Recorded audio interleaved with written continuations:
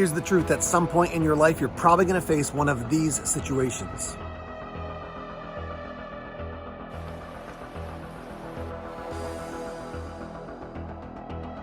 Will you be prepared? In this video, I'm going to show you the 10 items everybody should have so they're ready for emergencies. All right, guys, we're here in the studio. Let's get right into it. Let's talk about those 10 items that you should have so that you're prepared for emergencies. Now, the first one I think is, it seems to be off people's radars a lot. So let me show you in action what I think you should be doing when it comes to this first item. Yes, the first item is gasoline. So keep your car gassed up and have extra gas somewhere around. So the reason I say that is that if a big emergency hits your town, your state, your local area, whatever it is, you might just have to get the heck out of Dodge. And a lot of people, if they're doing that, they're going to go and try to gas up their car prior. Keep your car gassed up, keep extra gas somewhere so that you can just get out of town if you need to. Now, additionally, if you have a generator, now you've got gas to run it. So keep gasoline, keep it stored safely, and keep your car gassed up all the time. Here's a look at item number 2. So that and this. So why would I say sleeping bag and a fan? Well, in emergency situations, whether it's civil unrest and power goes out, it's a tornado, it's a hurricane, it's an ice storm. If you lose power, what you're trying to do is create a microclimate, which is a place that you can stay warm or cool depending on where you live. So I live in New Hampshire. For the majority of the year, what I'm addressing is, wow, it's kind of cold if I don't have power in my house. So a good sleeping bag will help a ton. Curling up in a sleeping bag and sitting there just waiting for power to come back on is pretty boring, but staying warm is vital. So I think a good sleeping bag that's rated below 0 is a huge win. I would go beyond just a couple blankets.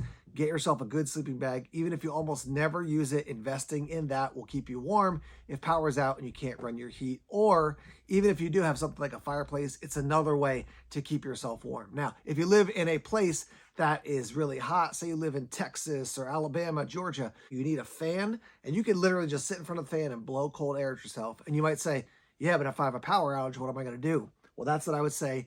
I would say get a power bank. These are 2 different power banks from Anchor. You can get them from probably $70 and up to, paying thousands of dollars depending on what you want to purchase.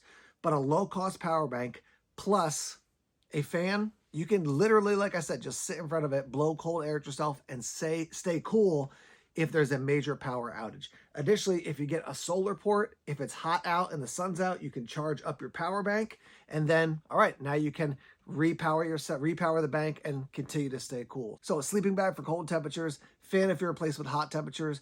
I don't think you should plan on even a small air conditioner because generally they just pull so much power, your average power bank is not going to be able to work with them. So sleeping bag for cold and fan for hot. What else? Well, a major danger when you have a power outage or you're severely affected by, some emergency is you got to have water. So have a way to get clean water. My recommendation is that you start with something like the Sawyer water filter. Now, the beautiful thing about the Sawyer water filter is that it comes with a little bag that you can put water into, and so you can drink the water right out of it, which will purify. You can also get bottles and you can store water in it using the filter here.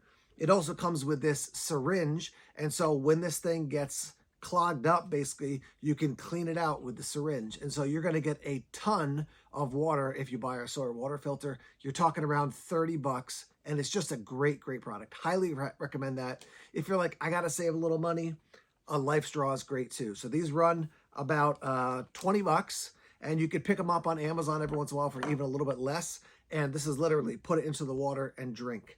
Now, you got to be careful if there's like some major water issue where you've got tons of chemicals in the water, or obviously if there's like nuclear waste or something, water, Life Straw is not going to do it for you. But in general, if you can collect some rainwater, even collect water out of a local stream or lake or something, as long as it's not filled with tons of chemicals, a Life Straw, great. Sawyer, even better. Some people would recommend like a Grail system. I think they're great when you're out in the woods, but for doing things at home, having one of these 2 systems, I think is your best option. And while I do recommend bleach, because you can use that to purify water, bleach can lose its strength Over time, if it's just sitting on the shelf, this is the type of thing that can sit for a long time and it's ready to be used immediately. Here's another item. It's a big pot with a lid. In an earlier video I did about power outages, I talked about storing water in like a Lowe's bucket. And some people pointed out, well, you want to get, food grade buckets so that you don't get any kind of nasty chemicals. I agree. That being said, I think a pot is even better because you can store water in this, you can store other things in this, and you can certainly boil or cook with this huge pot. So if you get a bunch of water that's clean, say you get a bunch of rainwater, now you don't have to worry about cleaning it all up unless you're in a place that has tons of smog or whatever. But in general, rainwater is going to be good. And so you can store it in this and not have to worry about going out to filter out some water or clean out some water with your soy or with your life straw. So a big pot with a lid, huge win. Our next item is a solid headlamp. So I've got a couple here. This is one from Phoenix. This is one from Princeton Tech. This one from Phoenix is going to give you more output. It's going to give you more options with the light, and it has a built-in rechargeable battery, which if you have a power bank, you can charge it up. The Princeton Tech is great. It's going to be a little bit less expensive. It's going to run off AAAs. The great thing about that is you can keep a bunch of AAAs just stored up, and then if these batteries out, boom, swap it out, put some new ones in. Now, the reason I say headlamp is that it's going to give you hands-free when you're operating, when it's dark out. Think about the fact that if, say, you lose power in the winter, say up in New Hampshire in the middle of winter, the sun's going down at 4 o'clock. That means if I'm trying to go to bed at 9 or 10 o'clock, I got 4, 5, 6 hours before I'm headed to bed. This gives me the opportunity to still be doing things around the house if I need to with a headlamp. Now, if you don't want to do a headlamp, maybe pick up a lantern. This is one from Hybrid Light, and it's got a tiny little solar panel on top, which will add a little bit of power to the power bank or to the battery.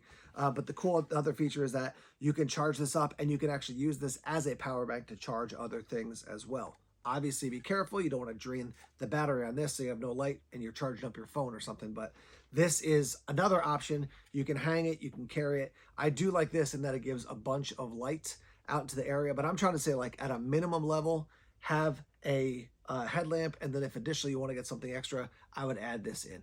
Next up, you got to have some food. You need that nutrition. I want to note that while officially you can live, according to people's general estimates, like 3 days without water or 30 days without food, you're not happy after a couple days without water. You're not feeling great after a week without food. And so having water and food, really important right off the bat. Getting something like a Mountain House or a bunch of these peak meals is great, but then you got to heat water to cook them. It's also great just to have things you can pull right out of a can and eat. And so canned items are great. The one thing you want to do is put a reminder in your phone to check regularly so that you're like, okay, this can is expired, and so I want to make sure to swap it out with a new can. Or generally what I do is like, hey, this can's going to expire in 2 months, and so I'm going to eat this now and replace it with something that's going to last another couple years. But you got to have food. Don't think that, well, I don't have to have food because I could last for a whole month without food and the power will be back on by that point, for example. It's going to be miserable. I remember my first survival outing within a couple hours of not having water. I had headache. I was like getting a little bit lightheaded. Yeah, you can survive, but to like be doing well, you want to have water and you definitely want to have food as well. Next up after that is communications. And I've got kind of a two-part for communication. One is a way to communicate with other people. These radios are great. You can get a higher end radio. But if you've got maybe one other person in town and you say, okay, every day at noon and 4, turn your radio on so we can talk to one another, check in on one another. It's simple. These things go a couple miles. You can check in with somebody. They can check in with you. You can be in touch. If you've got a couple people in your house and somebody goes out, maybe cell phone towers are down. As long as they're not going too far, you can still communicate with a radio. So investing maybe $50 or something in these, and certainly you can get higher end ones. But basic communication with other people, huge. Additionally, on the side of communication, get an emergency radio. An emergency radio is going to allow you to hear what's happening. You'll be able to play the news, be able to play music. The best ones are ones that run off batteries, and a crank as well, because then if it dies from the batteries, you can either replace it or you can just crank it up to listen to weather updates, things like that. So a form of communication, big deal in emergency situations. Next item, a form of entertainment, and I just highly recommend magazines or books, right? So if you're gonna like, oh, I'll play video games, well, if you got no power, that's not gonna work. If you're like, I'll play games on my phone, well, then you're draining out your phone and you're not gonna have power when you need to make a phone call or look something up, say when the internet comes back on. Just get a bunch of books. Have some books that you're like, okay, I'm ready. I got some things I can read, and just be prepared to sit and to use your time reading. Maybe you're artistic. You're like, you know what? I want to draw or I want to sketch during that time. Great. But have a way to entertain yourself, because in these types of emergency situations, your brain can become a huge enemy. Your mind can take you to places that are really dark and scary. And so have something to focus your mind on, so you're not just thinking about maybe how dangerous it is or how scary this situation is. Next item is a little bit challenging, but it's your medications. If you're on any form of medication and there's a big emergency, and say you were just about to get your refill, well, you go to Rite Aid, you go to CVS, whatever, and they're closed because they have no power. Now you're in a tough situation. So see if you can be ahead on your medication, so you're not, running out this day and the next day you have to pick it up. Be ahead so that if you're without the ability to go and pick up your medications, you have it for yourself a little bit ahead of time. So you've got some basically kind of in stock or in storage. Now, I realize for some people, because of cost and the type of medication, that's really hard to do. But at least me bringing it up in this video will get you thinking about, okay, how can I proactively have some medications so that if there's an emergency situation and the Rite Aid, the CVS, whatever it is closed down, I do have a backup plan. So think about the medications you'll need during an emergency situation. There you have it, 10 items for emergency situations. What would you add? What would you take away?